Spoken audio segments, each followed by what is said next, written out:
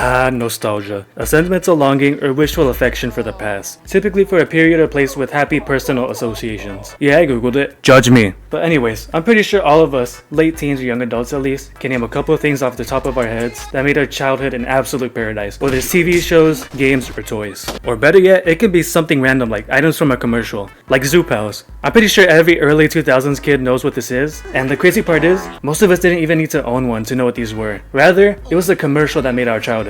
And older commercials were a lot better than whatever the hell this is. Like the memer. Whew, eat spicy goodness like a boss. And nearly 10 years of being discontinued, they rose back from the dead.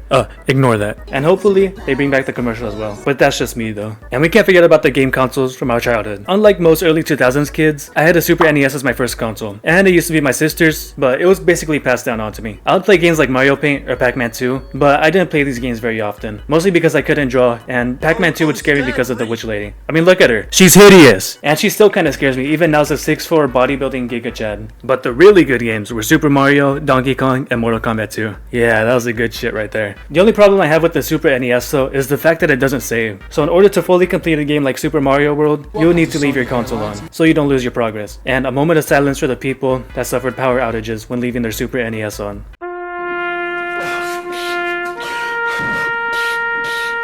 Years later, my sister barely completed Super Mario World, and it took her about a week, if I'm remembering correctly. And I'm not one to argue, but Mortal Kombat 2 is the greatest game of all time. I would win against all my cousins in that game, and it sucks now that they have the moves on the pause menu, because it kind of takes away from the immersion, in my opinion. And there was this one time I was playing against one of my cousins, like I usually would anytime there would be a family get-together at my house, and we turned on the Super NES and played Mortal Kombat first. Our first match, we get a rare cutscene. It was of smoke popping up before the fight even started, but we didn't know there were ways to fight characters you couldn't even play as. And another thing about Mortal Kombat 2 is how hard it is to beat the CPUs. I swear, even a Dark Souls speedrunner would struggle against this. Even now, it is such a struggle, and I can barely make it through the first CPU. And speaking of consoles, I remember getting the Wii. I forgot exactly when. It was a holiday of some sort, but I remember how happy I was when I got it. It was a special edition one my mom got me. It was red and it came with the Mario game. And while the new Mario games are good, I can't help but feel like they're all the same now. They all have the same stuff, whether it's beach levels, jungle levels with poison, and star coins that you need to collect if you want to unlock a special world. Maybe I'm biased for nostalgic reasons, but that's the way I feel about it. Like, take for example Super Mario 3D Land. This version of Mario was completely different because you can navigate through levels in a different way.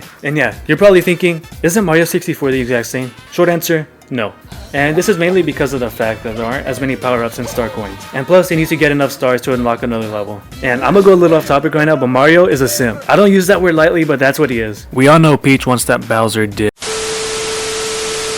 And you already know if I'm gonna talk about the Wii, I need to mention Wii Sports. Wii Sports is GOATED! And the best part is, that's really the only Wii game you need because there's so much to do on it. There were the greats like Dogfight, and only real ones would know the struggle of flying into the volcano. There was also swordplay and table tennis. Literally nobody could beat me in this game. Almost nobody. This man? No, who am I kidding? This thing still haunts me in my dreams. Just when I think it's all over, I get flashbacks to my first encounter. It was a lovely game of swordplay. There I was, going at it, having the time of my life. Then I set my eyes on him. He seems normal at first glance, until he swings that damn sword.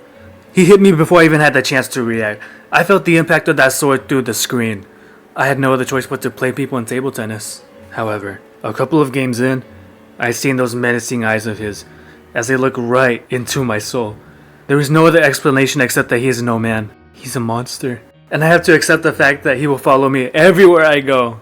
I also feel a strong obligation to mention Club Penguin as well. Similar to Wii Sports, there's so much to do on it. You could decorate your house or igloo and play games, whether it was the sled game or the pizza game. Pizza game was my personal favorite, but there was also the struggle in it as well. The membership. Man, the membership was a scam. Imagine paying a membership for a puffle just to have it run away. You're basically just paying for cosmetic purposes, and there's still a chance of your puffle running away. But yeah, it's sad they shut it down. You already know if we're gonna talk about nostalgia, we need to talk about YouTube. And I'm specifically talking about Smosh. Now Smosh was essential to my childhood. I know the content Smosh makes isn't directed for kids, but it doesn't change the fact that their videos are still amazing. Even now I still watch their old videos and I'm barely getting some of the jokes they made. The reason I started watching them is because a cousin put me on. We were outside, he pulls out his phone and hunches his back over, and I see that iconic Smosh intro. And I asked him what he was watching, and from that moment, my childhood was 10 times better. And Smosh is definitely what made my childhood. Even though it scared me watching the Easy Bake Oven and Molester Moon videos, it's also amazing seeing Ian and Anthony make content together again. again. They clearly haven't lost the ability to make great videos. And there were also those TV shows that were timeless, like Regular Show. It's a show that I still enjoy as a grown-ass man,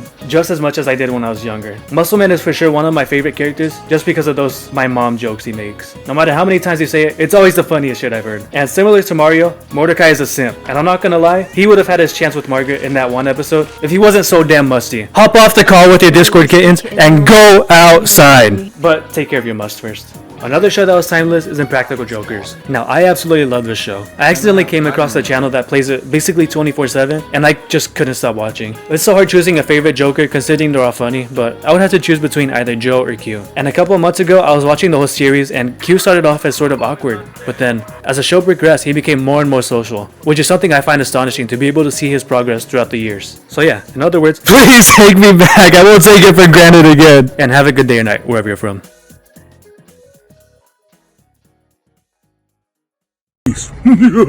The jack-o'-lantern. The chocolate ice.